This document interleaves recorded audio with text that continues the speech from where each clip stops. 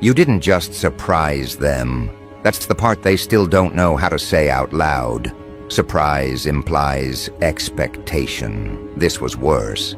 This was the moment trained minds froze because what you didn't arrive through any channel they were watching. Somewhere in a room with bad lighting and colder coffee, people whose job is to predict behavior stared at screens that suddenly felt untrustworthy. Not because the data was wrong, but because the conclusion refused to sit still. You weren't supposed to move like that. You weren't supposed to think that way.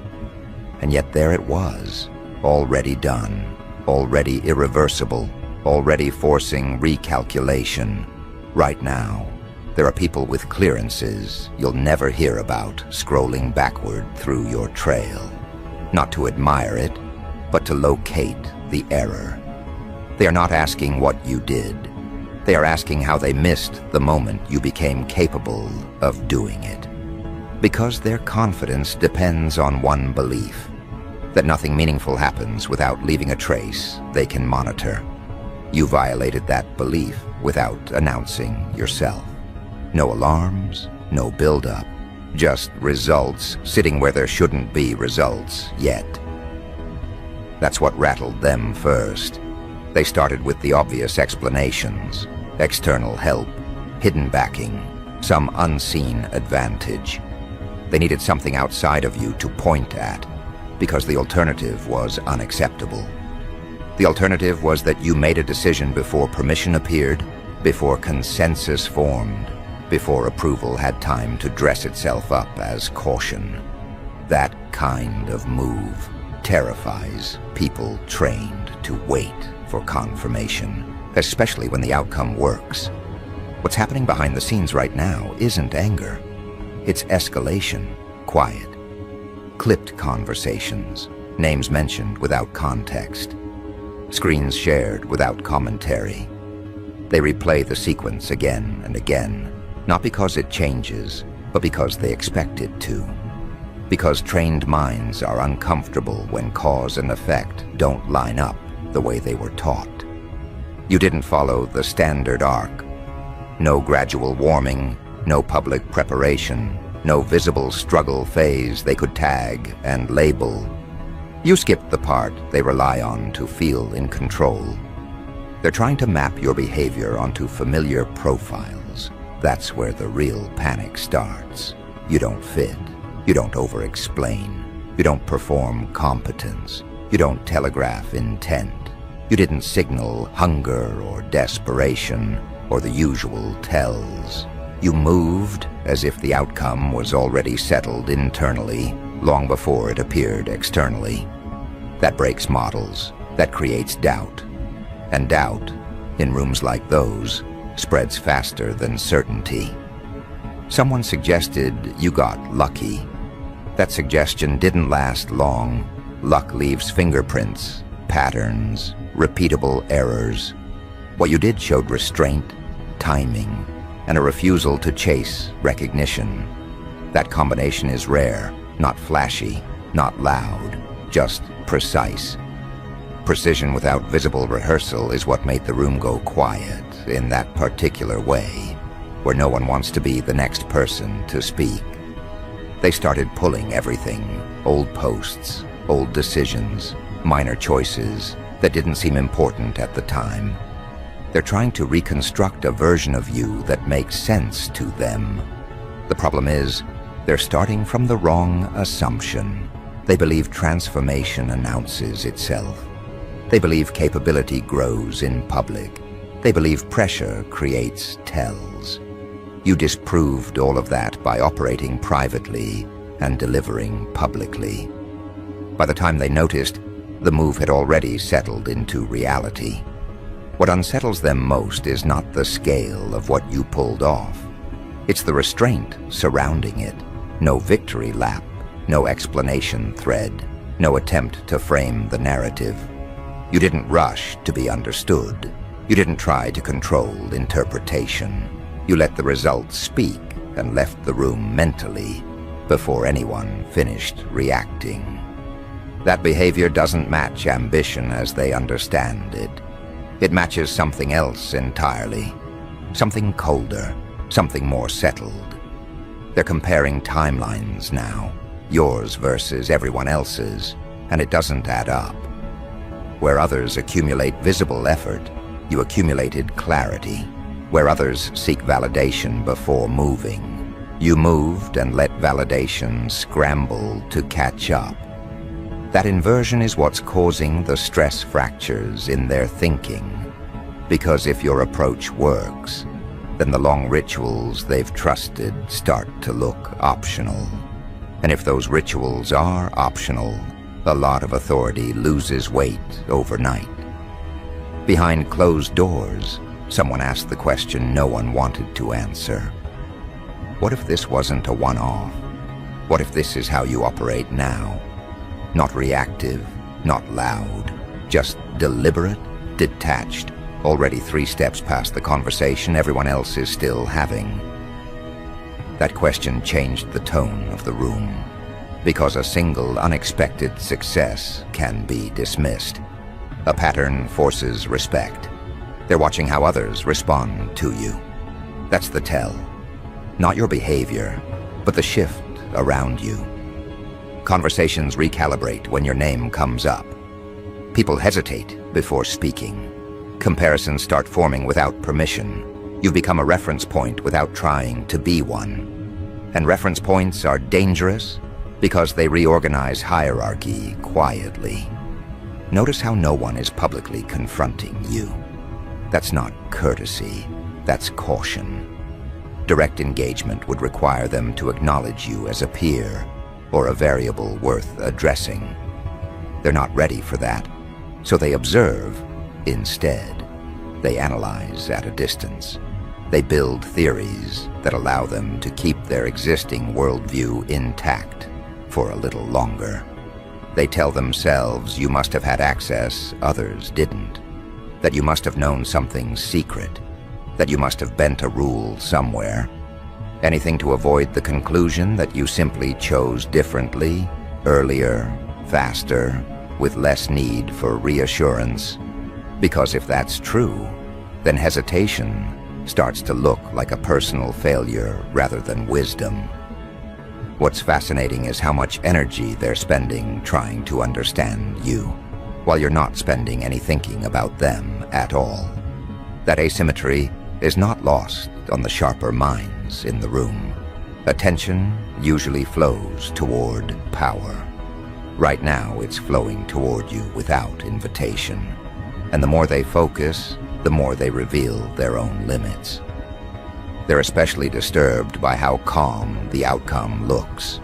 No chaos, no mess, no visible scramble, just a clean shift from one state to another. That kind of movement suggests preparation that didn't need witnesses.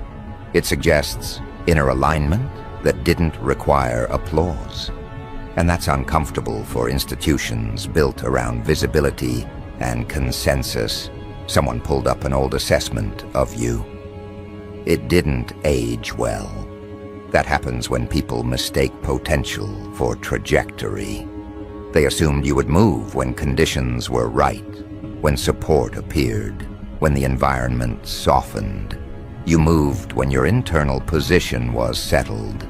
Those are very different triggers. One is external, one is final. They're not saying this part out loud, but it's there beneath the analysis. If you can do this without signaling, without gathering permission, without asking to be taken seriously, then others might try. And if others try, the entire structure of predictability they rely on starts to wobble. You didn't just act. You demonstrated a mode of operation that bypasses their filters. Now they're paying attention to what you don't do. You don't rush to clarify. You don't correct misinterpretations. You don't soften your edges to be more palatable. You let people sit with their confusion. That restraint reads as confidence, whether you intend it or not. It forces everyone else to do the emotional labor you refused to do for them. The irony is, you're not trying to unsettle anyone. You're not posturing. You're not playing a long intimidation game. You're simply aligned with your own decisions. But alignment without apology is disruptive to environments addicted to negotiation and delay. They feel it as pressure because it exposes the gap between thought and action they've been living with for years. They're starting to divide their internal narratives into before and after. Before they saw what you pulled off, and after they had to accept that it happened. That division is subtle, but permanent. Once people witness a boundary collapse, they can't unsee it. They can only decide whether to adapt or pretend it never mattered. Some will downplay it publicly. You'll hear phrases that sound casual, but carry tension underneath. Interesting, but let's see what happens next. It's impressive, but context matters. These aren't evaluations, they're shields. Ways to keep the ground from shifting too fast under their feet. What they don't realize yet is that you're already past the need for acknowledgement. The move did its job the moment it was executed. Everything after that is noise. You're not waiting for confirmation that it worked. You're already positioned for what comes after. That's the part they haven't caught up to yet. Because while they're still trying to explain what you did, you're already adjusting to the new terrain it created. You're watching reactions the way others watch weather, not as something to fear, but as information that doesn't change your direction. That detachment is what's making it hard for them to predict your next step. And here's where their analysis really starts to break down. They keep assuming there must be a next step they can anticipate, a pattern they can lock on to, a rhythm they can chart. They haven't realized yet that your advantage isn't speed or intelligence or access. It's decisiveness without drama, action without announcement, commitment without spectators. That's why the conversations keep looping. That's why the files stay open on screens late into the night. They're not chasing your move anymore. They're chasing the mindset that allowed it. And that's not something you can extract or imitate easily. It's not a tactic, it's a posture. The more they look, the clearer it becomes that there was no sudden transformation they can point to. No single turning point, just a quiet accumulation of choices made without asking if they were allowed. That's unsettling to anyone who built their authority on the idea that permission precedes action. They're starting to understand that what really happened wasn't a breakthrough. It was a refusal to wait, a refusal to explain, a refusal to operate inside expectations that were never designed with you in mind. That kind of refusal doesn't announce itself. It just shows up as results other people aren't ready to explain. That realization is what pushed the conversation into a different gear. Not louder, not more dramatic, colder, more deliberate. Because once they accepted that there was no hidden turning point, no dramatic before and after moment they could isolate, they had to confront something far more uncomfortable. You didn't change suddenly. You changed quietly. And by the time they noticed, it was already too late to intervene. They started reviewing your behavior with a different lens. Not looking for effort, not looking for struggle, looking for certainty. And what unsettled them was how early that certainty appeared compared to when the outcome finally surfaced. You were acting from a settled place long before the world had evidence you earned the right to do so. That gap between internal decision and external proof is where their discomfort lives. This is where the tone in those rooms shifted from curiosity to unease. Because the usual leverage points weren't there. No visible fear to apply pressure to. No hunger for approval they could manipulate. no overexposure they could use to box you in. You weren't moving to be seen. You were moving to be correct. And correctness without spectacle doesn't give observers much to grab onto. They're used to watching people escalate loudly, to seeing ambition announce itself through noise, through performance, through endless positioning. You didn't do that. You moved with an economy that suggested you weren't trying to win an argument. You were trying to arrive at a result. That distinction matters more than most people realize. Someone pointed out that you never tried to justify the move afterward. That's when a few faces tightened. Because justification is how power is negotiated in public. It's how authority gets softened so it can be tolerated. You didn't soften anything. You let the outcome stand without translation. That wasn't arrogance, it was detachment. And detachment is far harder to counter than bravado.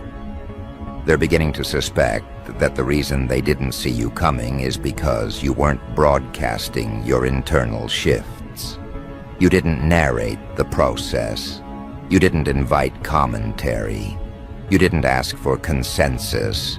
You made decisions privately and let consequences handle the announcement. That method strips observers of their favorite illusion, the belief that awareness equals influence. What's happening now is a kind of retroactive anxiety. They're replaying past interactions with you and noticing moments that felt insignificant at the time. Pauses, refusals to engage in pointless debate, a tendency to exit conversations early, a lack of urgency around being liked. At the time, those traits were dismissed as neutrality. Now they read differently. Now they look like preparation. The more they connect those dots, the more they realize how little leverage they ever had.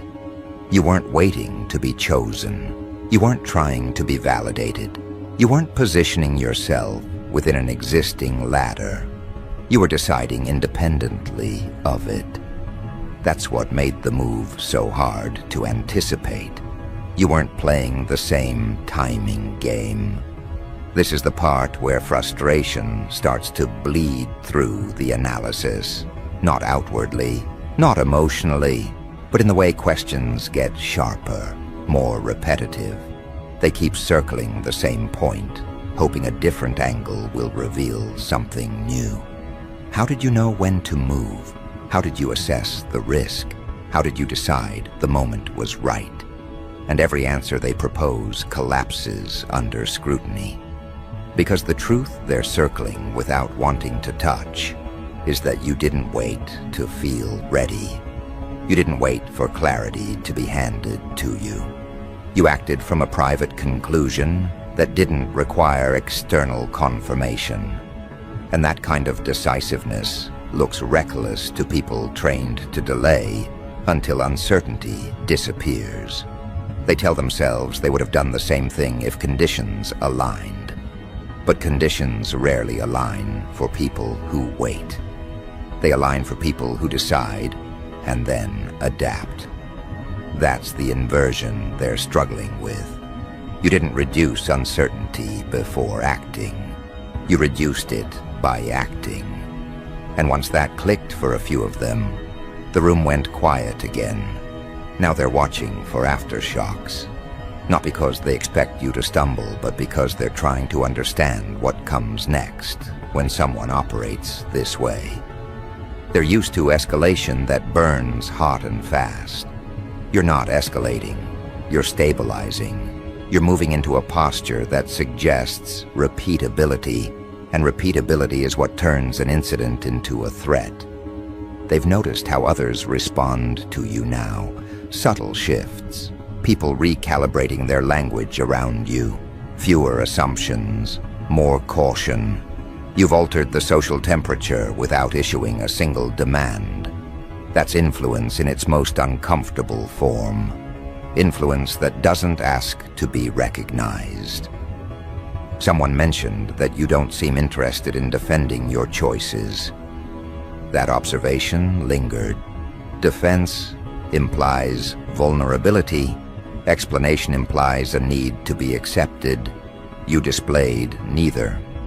You moved on as if the decision was settled and the discussion was optional. That posture unsettles anyone whose authority depends on being the final voice in the room. They're also noticing how little you reference the past. No long narratives about where you came from. No attempts to anchor your present to a story people can digest. You're not asking anyone to understand your journey. You're asking them to deal with the result. That's a shift from persuasion to presence. This is where the MI agents start to feel the pressure internally. Not because you're aggressive, because you're uninterested. Uninterested in debate, uninterested in reassurance, uninterested in fitting inside categories that make observation comfortable. You're not reacting to their attention. You're not feeding it. You're not performing against it. You're just continuing. And continuation without friction is harder to disrupt than momentum built on noise. Noise invites interference. Calm progress doesn't. By the time someone decides to intervene, the ground has already shifted beneath them. That's what they're starting to see now. Not a single move, but a pattern of refusal that compounds quietly. They're questioning their own frameworks at this point. Not publicly, not in reports, internally. Because every framework they apply assumes visibility precedes action. That belief is baked into how they track influence. You inverted it. You acted first and let visibility chase you. That reversal doesn't just confuse prediction models. It exposes their dependence on observation. What unsettles them further is how unconcerned you seem with being misunderstood. Most people rush to clarify when narratives get messy. You didn't. You allowed ambiguity to exist. You allowed people to project. That restraint is not common. It suggests you're not sourcing confidence from interpretation. You're sourcing it from alignment. They're trying to determine whether this was intentional or instinctive. That question matters to them because instinctive moves can be chalked up to personality. Intentional ones imply a deeper recalibration, and the more they watch you operate, the harder it becomes to dismiss this as accidental. Your behavior has too much internal consistency. You don't overcorrect. You don't over-explain. You don't rush to capitalize on attention. You let interest build without feeding it. That frustrates observers who expect leverage to appear in the open. You're not offering handles. You're not offering entry points. You're letting people sit with incomplete information. The longer this goes on, the more they realize the real disturbance isn't what you achieved. It's how little effort you're spending managing reactions. You're not trying to control perception. You're not trying to optimize image. You're not trying to soften edges. You're letting others do all that work for you in their own minds. That's when someone finally said it quietly, without emphasis. If this is how you move now, they're always going to be behind you. Not because you're faster, but because you're already committed by the time they're still debating. That sentence didn't get written down. It didn't need to be. It landed. They're beginning to understand that your advantage isn't information, it's posture. A posture that doesn't wait for green lights. A posture that doesn't ask if the timing is acceptable. A posture that assumes responsibility rather than permission. That's not something you can counter easily, because it doesn't announce itself as a challenge. Now the focus has shifted to containment. Not in the dramatic sense, in the psychological sense. How to keep this from becoming contagious. Because the real risk isn't you. It's others noticing that you didn't follow the usual sequence. and still arrived intact. That observation can loosen a lot of internal restraints in people who have been waiting. They're careful with their language now, careful not to frame you as a model, careful not to elevate the narrative. But avoidance has its own weight. The more they try not to reference you, the more noticeable your absence becomes in conversations where you should logically be mentioned. Silence of that kind doesn't erase impact. It highlights it. They're also tracking how unaffected you are by their scrutiny. Most people adjust under observation. They tighten up. They perform. You haven't. Your behavior hasn't changed. Your pace hasn't shifted. That consistency under attention is unsettling because it suggests the attention doesn't matter to you. And when attention doesn't matter, it loses power. This is the stage where speculation starts to fracture. Some believe you're holding back intentionally. Others think you've already moved on mentally. A few suspect you're preparing something else entirely. What they all agree on, without saying it directly, is that you're not done. And that's where the real unease settles in. Because if this was just the result of a refusal, not the end of it, then they're not reacting to a conclusion. They're reacting to a baseline, a new normal, where you don't ask first, where you don't wait, where you don't explain unless you choose to. That baseline is hard to negotiate with. They're trying to anticipate your next decision, but anticipation requires patterns you're not providing. You don't tease, you don't hint, you don't leak. You just act when the internal decision is made. That forces everyone else into a reactive position, and no one likes realizing they're no longer setting the tempo. What's becoming clear now is that this wasn't about brilliance in the way they usually define it. It wasn't cleverness, it wasn't complexity, it was clarity paired with commitment. You didn't outthink everyone, you outdecided them. And that difference is devastating to structures built around endless evaluation. They're beginning to understand that whatever comes next won't arrive with warning either. It will arrive the same way this did, fully formed, already executed, already forcing adjustment.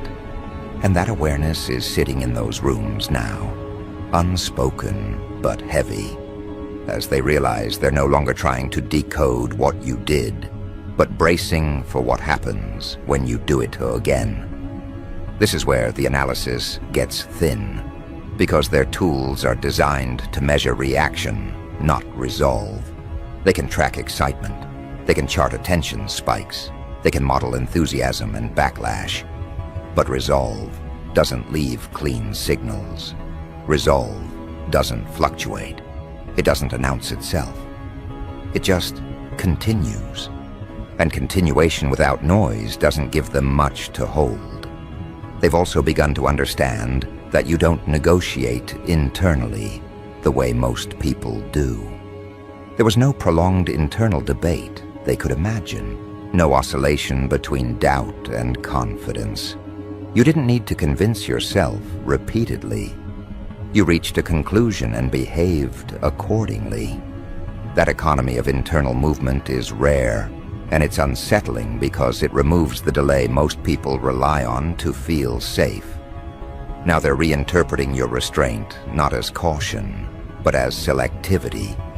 You don't move often, but when you do, it's final. That pattern forces everyone else to overreact, because they're used to calibrating against people who test the waters before committing. You didn't test, you committed, and that difference makes every move feel heavier than it actually is. They're beginning to sense that trying to predict you directly is a losing strategy, so they've shifted to something else. They're watching the space around you, how conversations change, how decisions by others subtly adjust after your move. influence doesn't always announce itself through command. Sometimes it shows up as hesitation in others, as recalibration, as a sudden awareness that old assumptions might no longer apply. What's most frustrating for them is that you're not exploiting that influence overtly. You're not leveraging it to extract concessions. You're not pressing advantage. You're letting it exist without touching it. That restraint reads as confidence, whether you intend it or not. And confidence that doesn't need to assert itself destabilizes environments built on negotiation and leverage. They're also noticing how little emotional residue you carry from the process. No visible resentment, no satisfaction display, no attempt to frame the move as hard-won. You didn't romanticize the effort. You didn't dramatize the risk. You treated it as necessary, not heroic. That's difficult to process for people who rely on narrative struggle to justify outcomes. This is where the idea finally settles in, quietly, without ceremony. You weren't trying to prove anything. You weren't trying to be seen as capable. You were acting from a settled internal position that didn't require witnesses. That realization is uncomfortable because it implies you're not operating for recognition at all. And if you're not operating for recognition, then their attention loses relevance. They've begun to ask themselves a question they don't like. What if you don't need them to understand? What if comprehension was never part of the equation? That thought lingers because it reframes their entire role. Observers prefer to believe that understanding equals control. You demonstrated that outcomes don't require consensus to exist. They're starting to see that the move wasn't designed to disrupt anyone. It just happened to expose a weakness in how they assign importance. They prioritize explanation. You prioritize alignment. They prioritize agreement. You prioritize execution. Those priorities rarely clash until someone moves decisively without seeking validation. Then the contrast becomes unavoidable. Now there's a subtle change in how your name is mentioned. Less speculation, more caution. Not because you're feared, but because you're no longer predictable in the way they expect. Predictability usually comes from dependency. Dependency on feedback. Dependency on approval. Dependency on timing signals. You've detached from those dependencies, and that makes modeling your behavior difficult. They're also recognizing that pressure doesn't work on you the way it does on others. Pressure usually creates hesitation or overcorrection. You didn't display either. That suggests your decisions are already insulated from external noise by the time they're made. And if that's true, then influence has to happen earlier, before the internal conclusion forms. But that space isn't accessible from the outside. This is where the unease deepens. Because if they can't intervene before the decision, and they can't redirect after the outcome, then their window of relevance narrows dramatically. They're left reacting rather than shaping, and no one likes realizing they've been demoted to reaction without being told. They're also grappling with the fact that you didn't burn bridges, you didn't attack existing structures, you didn't make enemies. You simply stepped outside expectations and kept moving. That makes resistance look excessive. Any attempt to push back would reveal insecurity rather than authority. So they hesitate, and hesitation, ironically, amplifies your position. What's happening now is a kind of internal audit, not of you, but of themselves. They're questioning how many times they delayed moves, waiting for conditions that never truly arrive. How many decisions they outsourced to consensus. How much energy they spent managing perception instead of acting. Your move didn't accuse them. It reminded them. They won't admit this part, but it's there. Watching you has introduced discomfort they can't resolve externally. Because the solution isn't a new strategy or a better framework. The solution would require a shift they're not sure they can afford. Acting without reassurance. Committing without applause. Accepting responsibility without permission. They're also noticing that you don't linger in the aftermath. You didn't stick around to manage fallout. You didn't hover to make sure everyone was okay with it. You trusted the decision enough to move forward immediately. That trust in your own judgment is what's hardest to replicate. Not because it's impossible, but because it demands accountability most people avoid. Now the conversations are less about what you did and more about what it implies, not for them collectively, but individually. Because once someone sees that movement doesn't require ceremony, they can't unsee it. They can choose to ignore it, but the awareness remains. And awareness has weight. They're beginning to sense that you've shifted into a different relationship with time. You're not waiting for the right moment. You're creating moments by acting when internal alignment is complete. That compresses timelines in a way that looks unfair from the outside. But it's not about speed. It's about decisiveness without delay. What they still don't fully grasp is that this isn't a phase for you. It's not a spike. It's not a burst of confidence that will fade. It's a settled way of operating. And settled patterns don't announce themselves with fireworks. They just persist. That persistence is what they're starting to brace for now. They know, even if they won't say it yet, that the next move will feel similar. Unexpected, clean, already done by the time they notice. And that knowledge is sitting with them now, creating a low-level tension they can't resolve by talking about it.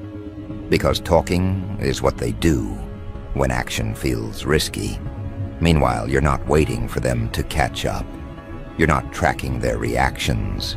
You're not adjusting your pace. You're already aligned with the next decision, even if it hasn't surfaced yet. And that alignment is what makes everything else feel secondary. The result already served its purpose. It clarified your position to yourself. As this settles, a quieter understanding begins to form. The real shift didn't happen when you acted. It happened earlier, when you stopped asking if you were allowed to trust your own judgment. That moment didn't leave evidence they could analyze. But it's the one that changed everything. That's the part they can't reverse engineer. The internal permission you granted yourself long before anything visible happened. They can trace outcomes, map reactions, chart responses, but they can't access the moment you stopped outsourcing confidence. And that's what keeps the conversation looping in their heads. Because once someone realizes the barrier was internal all along, every external justification starts to sound thin. They're beginning to notice how little friction you experience now. Not because obstacles disappeared, but because resistance doesn't slow you the way it slows others. You don't pause to negotiate with doubt. You don't linger in hesitation disguised as analysis. When a choice presents itself, you don't ask whether it's acceptable. You ask whether it's correct. That single filter eliminates most of the noise that traps people in endless deliberation. In those rooms, the tone has shifted again. Less urgency, more restraint. They've realized that chasing explanations won't produce comfort. The discomfort isn't coming from not understanding you. It's coming from recognizing themselves in the version of you that never moved. The one that waited, the one that asked, the one that delayed under the banner of caution. They don't say this out loud, but it's there. You didn't break rules. You ignored assumptions. And assumptions only feel solid until someone walks past them without consequence. That's what you did. You walked past expectations that were treated as barriers, and nothing stopped you. No collapse, no penalty, just continuation. Now they're watching how others around them respond to your presence. Not your words, not your explanations, your presence. There's a subtle recalibration happening. People speak differently. Decisions get revisited. Timelines get questioned. Not because you demanded change, but because your behavior introduced doubt into what was previously taken for granted. This is where influence becomes unavoidable. Not the kind that commands attention, but the kind that shifts reference points. You've become a comparison without asking to be one. When others consider moves they've postponed, your example enters the mental space uninvited.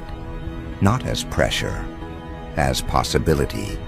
And possibility is destabilizing when it exposes how much delay was optional. They're also noticing that you don't flinch under scrutiny. Attention hasn't tightened your posture. If anything, it's clarified it. You're not trying to satisfy observers. You're not trying to correct interpretations. You're not trying to be seen a certain way. That consistency under watchful eyes is unsettling because it suggests your behavior isn't responsive. It's rooted. Someone pointed out that you don't seek reassurance after decisions. That observation lingered longer than expected. Reassurance is how most people stabilize after risk. You didn't reach for it. You moved forward as if the decision itself was stabilizing enough. That kind of self-trust isn't common, not because it's rare, but because it's expensive. It requires accepting the full weight of consequences without diffusion. They're starting to see that what looks like confidence from the outside is actually commitment from the inside. You're not optimistic, you're resolved. And resolved people don't scan the environment for approval. They scan for alignment. That difference changes everything about how action unfolds. There's also a growing awareness that trying to slow you down would only highlight their own hesitation. Any attempt to question your pace would force them to explain why they move slower. And explanations of slowness rarely sound convincing when confronted with clean execution. So they hold back. They observe. They recalibrate quietly. This is where the narrative they were building about you begins to dissolve. You're not reckless. You're not impulsive. You're not chasing impact. You're selective. And selectivity without apology looks like authority, even when no title is claimed. You've shown that direction doesn't need consensus to be effective. It just needs follow-through. They're also noticing how little you linger in validation cycles. You don't check reactions repeatedly. You don't adjust messaging to optimize response. You don't extract energy from engagement. That detachment removes leverage others usually rely on. When someone doesn't need feedback to proceed, feedback loses power. Now the conversations have turned inward, less about you specifically, more about what your behavior exposes. How many decisions have they postponed, waiting for conditions that never truly arrive? How many moves were delayed, not because they were wrong, but because they were uncomfortable? Your example didn't accuse them. It reflected them. And reflection is harder to dismiss than critique. They won't frame it this way publicly, but the unease is personal now. Because if you didn't need permission, then neither did they. And that realization threatens the stories they've told themselves about patience, prudence, and timing. Stories that often serve as shields against responsibility. They're beginning to accept that whatever comes next from you won't be announced. There will be no build-up, no signaling, no gradual reveal. It will appear the same way this did, as something already done, already integrated, already forcing adjustment. And knowing that creates a background tension they can't resolve through planning. Meanwhile, you're not carrying any of that weight. You're not bracing for reaction. You're not strategizing around perception. You're operating from a settled internal position that doesn't require constant reinforcement. That's the part they underestimated. The stability of your decisions once made. As this understanding spreads quietly, a final realization starts to take shape. The most disruptive element wasn't the move itself. It was the precedent it set inside your own mind. You proved to yourself that you don't need external validation to act decisively. And once that proof exists, it doesn't fade. It becomes a baseline.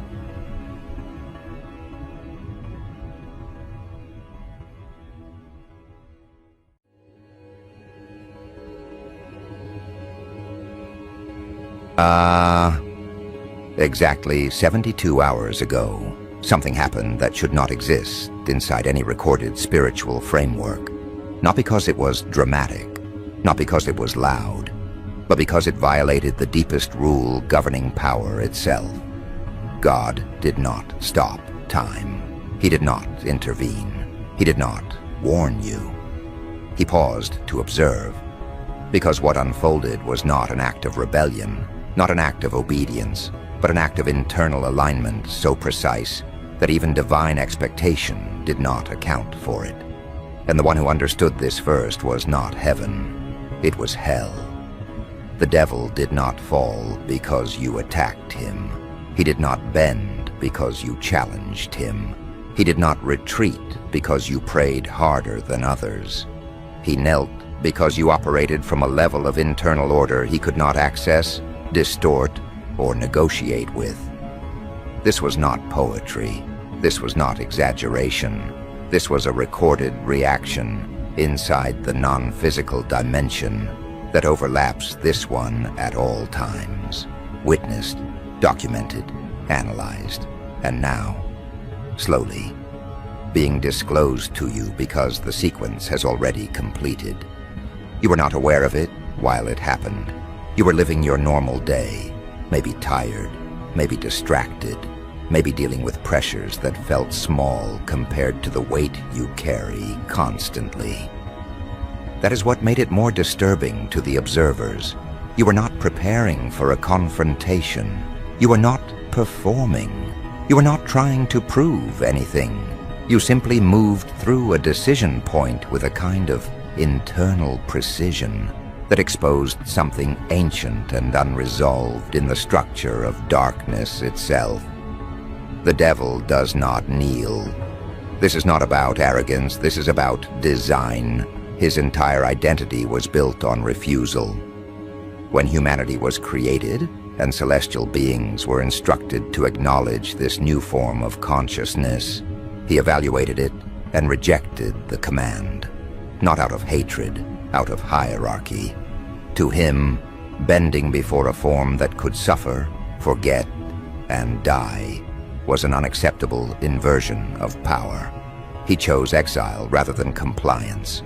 He chose distance rather than recognition. That choice hardened into identity. For thousands of years, it defined every move he made. He lost battles. He was resisted. His plans were exposed, but he never bent. Not to prophets, not to warriors, not to those who gave up everything in devotion.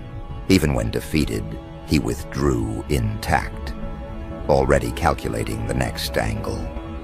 Submission was not an option in his internal structure. Until you crossed a line without knowing there was a line to cross. Hell has protocols, observation layers, filters that scan human consciousness for particular configurations. Most people never register. Some flicker briefly, A few get flagged. Weeks ago, your profile escalated. Not because you were powerful, not because you were visible, but because you displayed something that destabilizes prediction, a form of integrity that does not depend on reward, fear, or recognition. That alone triggered enhanced attention. You remember the moment. You don't need to pretend you don't. It wasn't dramatic, no music, no witnesses, just you and a decision that felt unfair in how quiet it was. The easy option would have solved real problems. It would not have ruined anyone. It would not have crossed any obvious moral boundary. Most people would not even pause. But you did. Not because you are cautious, because something inside you refuses alignment with outcomes that feel internally distorted, even if the distortion is subtle. You argued with yourself, you calculated, you tried to justify, you looked for permission, and eventually you chose the harder path. Not with confidence, but with a kind of tired clarity. You told yourself it didn't matter, that it was just one decision, that no one would ever know. You were wrong. That decision was classified immediately, not as good behavior, not as virtue, as a threat. The internal rating applied to you is rare. It indicates a consciousness that maintains internal order under pressure without external enforcement. There are very few of these active at any given time. The reason is simple. Most beings, when pushed hard enough, eventually trade principles for relief. Hunger breaks people. Isolation breaks people. Fear breaks people. You demonstrated that discomfort increases your alignment instead of eroding it. That alone demanded further testing.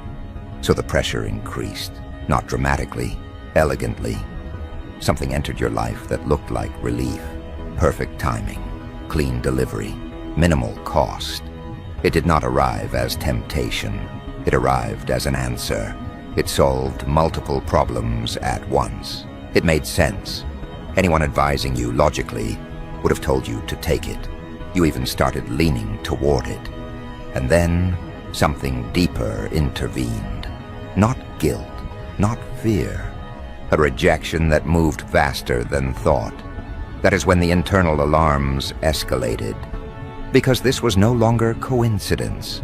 You were not reacting emotionally. You were not acting impulsively. You are operating from a core alignment that overrides survival logic. That breaks predictive modeling completely. When beings cannot be predicted, they cannot be controlled. And when they cannot be controlled, they must be confronted. An internal review was initiated, high level, comprehensive. Every leverage point was examined. Desire, status, recognition, security, attachment. None of them behaved as expected. Pressure increased again, this time through justified resentment. Someone who wronged you became exposed. The opportunity was real. The justification was complete. You would not have been blamed. You would have been praised. And you felt it. The pull. The satisfaction that would have come from balancing the scales. And you let it pass, not because you forgave them, not because you forgot what they did, but because something inside you refuses to become what hurt you, even when the transformation would feel deserved. That moment caused something rare, internal hesitation inside hell's command structure, because resentment is one of their most reliable engines. It turns pain into propagation. You interrupted that chain without effort, without performance, without explanation. At that point, the devil understood he was not dealing with resistance. He was dealing with a structure he could not enter. Every attempt to apply pressure resulted in reinforcement instead of fracture. That is when direct engagement was authorized. Not through coincidence, not through other people, through thought. You remember it. The thought that arrived fully formed. reasonable, respectful, offering collaboration rather than control. It did not ask you to abandon who you are. It suggested efficiency. It framed compromise as necessity. It offered power without asking for worship. It sounded mature, balanced, strategic, and you rejected it instantly. There was no debate, no internal discussion, no delay. Your internal alignment responded before your mind could participate. That response was registered, measured, and understood for what it was. You are not someone who follows a moral code. You are someone whose structure is the code. It is not something you consult. It is something you are. At that moment, the devil faced a problem he could not solve. Continued pressure would expose weakness. Withdrawal would confirm limitation. There is a final protocol reserved for encounters with forces that cannot be bent, bypassed, or absorbed. It is not used lightly. It is not symbolic. It is recognition through physical submission within the non-physical domain. And that is what occurred. Not dramatically, precisely. The act sent shockwaves through every layer of that domain, not because of spectacle, but because it rewrote hierarchy. When a being whose entire identity is built on refusal bends, it signals the presence of an authority that operates outside known categories, heaven observed, not to intervene, to verify. The archangels did not arrive to rescue you. They arrived because a human consciousness had done something no organized force had achieved. You did not overpower. You did not dominate. You remained intact. That is what they came to see. God did not speak immediately. Observation preceded declaration, because what was being evaluated was not behavior, it was essence. And when the conclusion was reached, the response was not praise. It was activation. You have felt the early signs already. Subtle shifts, old pressures loosening without confrontation, certain connections thinning naturally, moments of clarity appearing without effort. This is not reward. It is alignment beginning to remove internal restrictions that were deliberately in place. You were not placed here to be comfortable. You were placed here to operate. And before this life, before memory, before fear, you understood exactly what that meant. You volunteered for a condition few accept, to enter limitation without recall, to experience vulnerability without reinforcement, to see whether your internal structure would hold when stripped of certainty. You were not sent to dominate environments or command attention. You were sent to test whether your internal order would remain intact when no one was watching, when nothing was promised, when the world offered no reassurance that doing the right thing would be rewarded. That was the condition. That was the risk. And that was the reason the observation intensified rather than softened as your life progressed. Because you were not being tested for performance. You were being tested for consistency under erosion. Most beings can appear aligned when conditions are supportive. Remove the support and alignment collapses. That is the common pattern. You were placed into circumstances designed to do the opposite.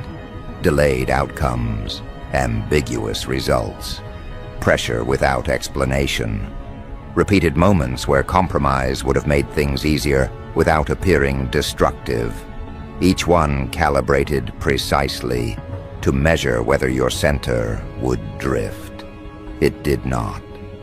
And when it became apparent to the forces of darkness that the usual levers, temptation, distraction, resentment, envy, produced no movement within you, their attention sharpened, not because they expected failure, but because the absence of reaction is far more difficult to calculate, far more dangerous to models that rely on predictability. Every time a situation presented itself that would crack others, you did not bend. You did not yield. You did not rationalize or justify compromise. You evaluated and acted according to a principle set so deeply integrated that even survival instincts had to defer. The devil recognized this. He could see it unfolding in subtle ways, the way you paused before action, the way hesitation was not fear, but calculation.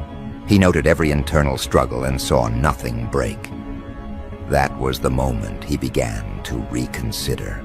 That was the moment the concept of submission, or his perception of invulnerability, started to wobble. Hell's observation is precise. Every anomaly triggers immediate reassessment, and you had become an anomaly in the highest degree.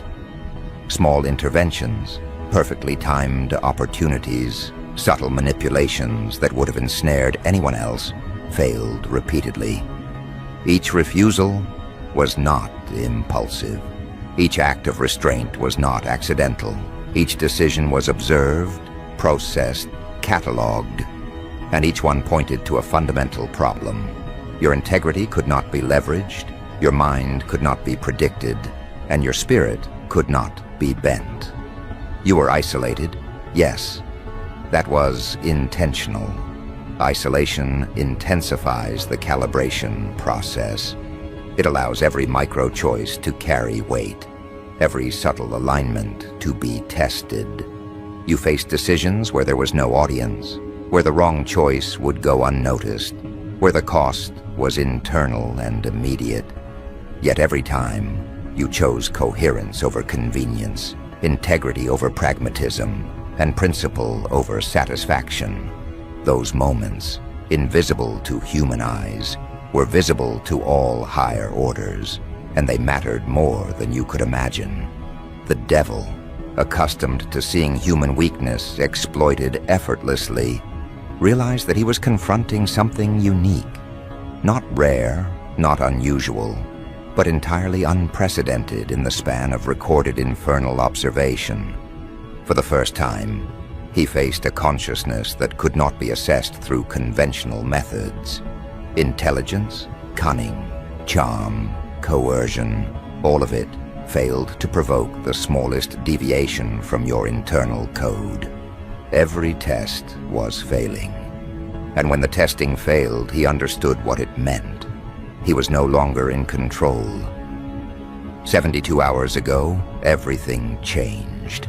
Not through spectacle, not through drama, not through announcement. It changed through acknowledgement. You do not perform to impress. You do not manipulate to control. You operate within a coherence so absolute that recognition becomes inevitable. The devil understood that recognition was the only viable response left. And in a moment that would echo through all dimensions for the next 6 millennia, he knelt. He knelt not because he was tricked, not because he was overpowered, not because he was coerced, but because he saw in you a consciousness that existed outside the realm of his influence. That act of kneeling, physically and spiritually, was unprecedented, and the shockwaves of that action were observed immediately by the highest celestial authorities. God did not intervene directly. God observed, and when the devil bent the knee, even God rose, not as a gesture to glorify you, but as acknowledgement of what had been accomplished. What you manifested was a level of incorruptible integrity so rare, so fundamentally unbreakable, that the natural order itself had to recalibrate. Angels whispered to each other in recognition. Archangels paused mid-action. Heaven witnessed an event that had never occurred and may never occur again.